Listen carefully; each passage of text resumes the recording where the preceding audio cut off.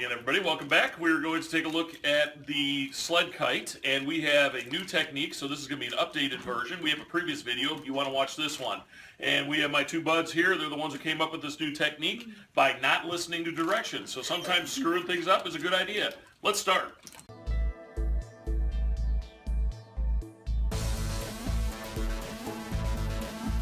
Is get a garbage bag and do not unfold it. Leave it like this, do not unfold it. And then what you want to do is you want to cut off one of the ends like this. And now what I want to do is unfold it so I have kind of like one big tube. Okay, now what we want to do is we want to lay it flat so that it's nicely creased. Okay. A side that is 20, let me see, what am I doing? 24 inches. I'm going to be making a side that is 24 inches long here. So I'm going to take my square and I'm going to put it along this crease. So that starts here, and it ends here. That's 24 inches. And now from that, what I'm going to do is I'm going to go over 15 inches on either side. That way we'll have a 24-inch tall kite, and it's going to be 30 inches wide. So here we go. 15 inches. Keep everything as square as possible. And 15 inches. And I got my rectangle. Now what would be nice is I could do the same thing over here, but I'm not going to really worry about that. But you could imagine you could have one here and then another kite here. I need to go 8 inches over, then 8 inches down. Then I'm going to connect the dots.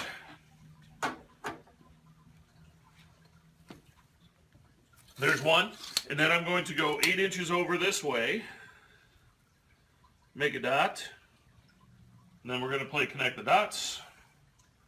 All right, now this from here to here should be 24 inches, and so I want to double check, and sure enough, looks like we're right on the money. So we're doing great so far, and from here to here should be 15 inches, looks pretty good, and I'm not going to unfold it, because this way, when I cut it, I'll cut both sides symmetrically. And a lot of times when you cut a plastic bag like this, you don't actually have to move the scissors like this. You just kind of slide it through. And if I hold it tight, that helps also to help keep it from getting wrinkled, etc., etc. And I can just slide my scissors through the line like that. All right. And I'm going to keep doing the same thing. And static will help hold the bag on as well, so that makes it nice. If you want to, you can always tape the plastic to the table as well, but I would not tape it on where the kite is going to end up being. Like you could tape it on the outside of the kite skin. And we're almost done with this part at least. Okay, now when we got this, when you open it up, it should look like this. Voila! It kind of is shaped like the Superman symbol, just really for a really big Superman. Okay. All right. Now the next thing we're going to do is we're going to do these sticks. Now what we want is we want two 24-inch sticks like this. Now this is a dowel rod. This is 1/8 inch diameter, and I got this at Walmart for 27 cents. If you can't find any more of the 1/8 inch dowel rods, you can always go with the 3/16. That's not too bad, but you don't want to go any larger than that. Now this is a 3/16 dowel rod. I got this from Home Depot. It was 58 cents, and that will actually work for both, because what I can do is I'm going to measure this, and I'm going to be able to get two 24-inch pieces. So I'm going to do that right now. I'm going to measure 24 inches and make a mark. It'll do the job. Okay, so what I've done is I've made a mark, so it's 24 inches from each end, and I can just use scissors to cut this. I don't need any saws or anything fancy like that. I just need to take a little bit of time to use my scissors, and it actually comes right off. All right, so now we got 2 sticks, so we'll put one here, and we'll put the other one here, if I can magically get it. Thank you. All right, now these 2 sticks should fit perfectly, and they do, which is good news. All right, our next really important piece of material that we need is called strapping tape, and you can look at this, you can see like these lines, these straps in the tape. You don't want to use regular packaging tape. You certainly don't want to use masking tape. That would be a disaster. All right, what I want to do is I want to carefully measure so I get this well balanced. I need 3 inches of tape. I'm going to measure that out. Now, it doesn't have to be perfect, but I'm going to be trying to be as accurate as possible. The better the balance your kite is, the better it's going to fly. At 1.5 inches. So that's right there.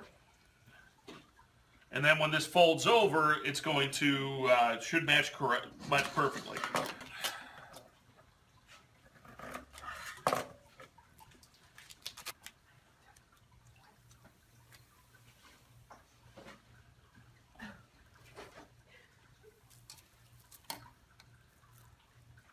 Okay, hopefully we can see this on the camera. I have one side here, I have one side here, and I like doing those corners now because I can leave that tape to help hold the skin down while I do the rest of this stuff.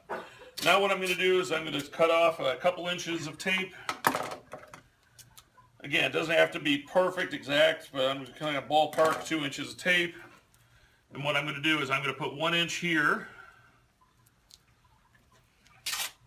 and then do another 2 inches of tape, 1, 2, and put that up here in this corner at approximately, again, 1 inch of length. Ah, that was not good. Okay, this is a problem that you don't want to do.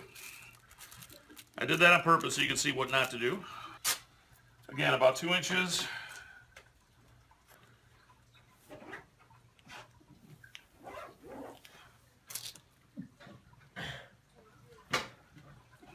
Okay, so now I have, you can see 1, 2, 3, 4, 5, 6. 6 pieces of tape.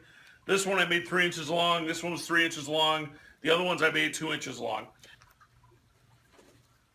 Roughly about there. I mean, it doesn't have to be exactly in the middle, which you can clearly see it's not, but I'm trying to keep it as balanced as possible. So again, trying to keep it as balanced as possible. I'm just kind of eyeballing it at this point. Okay, this is looking good. Now what I want to do is I want to take this tape and fold it over. I'm doubling it over like that here.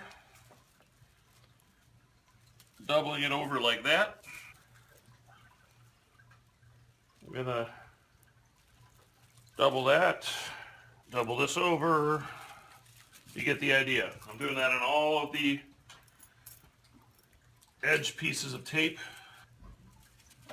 Now here's something to be in the habit of. When you have tape like this, when you're done using it, be sure to always fold over the edge like that, so you can see that way it won't stick to itself. That's going to be real helpful for you when you want to use that tape again.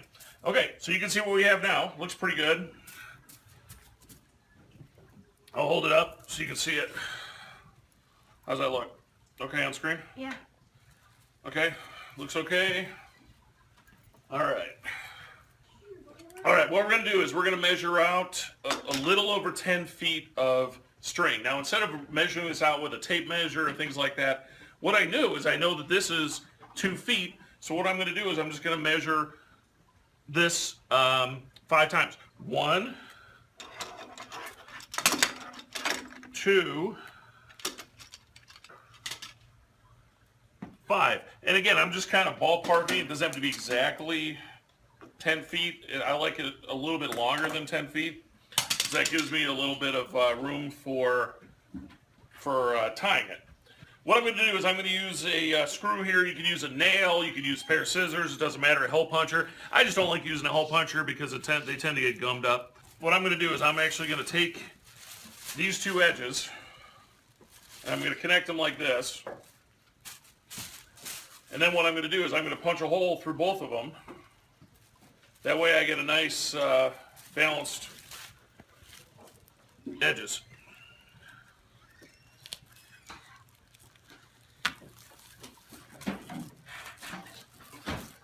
Okay, then I'm going to kind of mark where that hole is just to give me a point of reference because it can be a little tricky to find. So I'm going to use a marker and I'm going to mark the location of both holes. That'll help me for when I need to thread the string through. What I'm going to do now is I'm going to thread this string through one of the holes. Possibly. Easier said than done.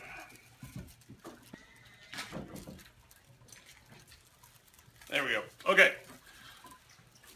Now I got the string through the hole like this.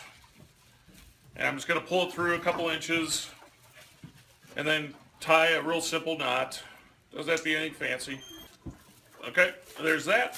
And then I'm going to do the same thing on the other edge. We're going to have to pause here because I have to go to work. See ya. Now the next thing we're going to do is thread the string through the other wing.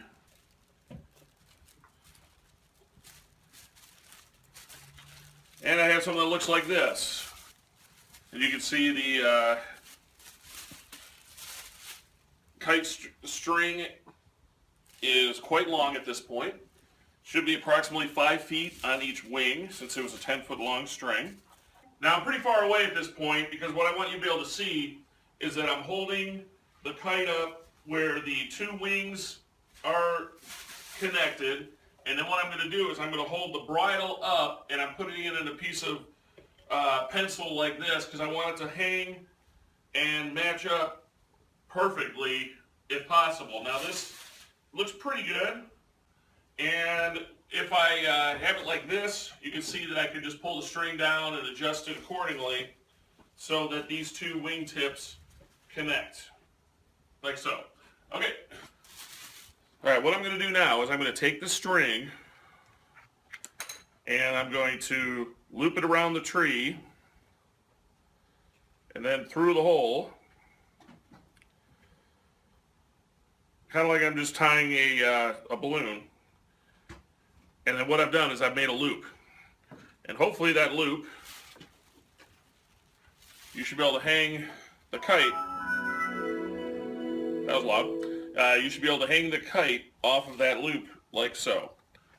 Now this next step is not required, it's optional, but what I like to do is I actually like to use a paper clip as a hook. So what I'm going to do is I'm going to tie a paper clip to my kite string roll. Here's my kite string roll.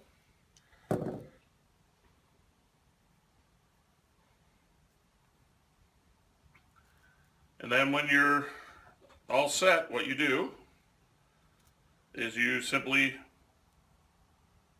hook on your kite string to the loop of your kite.